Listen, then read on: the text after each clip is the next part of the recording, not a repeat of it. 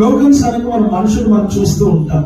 ఎవరైనా ఇద్దరు ప్రేమించుకుంటూ ఉన్నారు, గిఫ్ట్స్ ఇచ్చి పుచ్చుకుంటేనే ప్రేమ ఉంటుంది. ఒకవేళ ఇవ్వలేదు అనుకోండి, ప్రేమ ఉంటుందా? ఉండదు.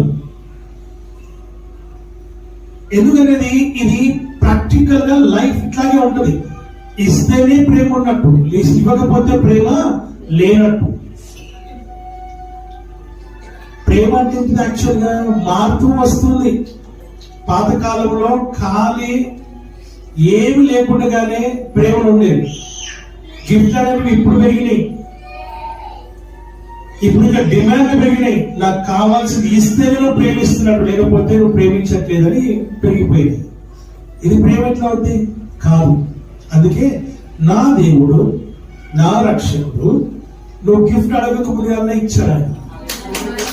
అది ఆయన గొప్పది. గిఫ్ట్ అంటే ఆయనే స్వయంగా తనను తానుగా గిఫ్ట్ గా ఇచ్చుకున్నాడు.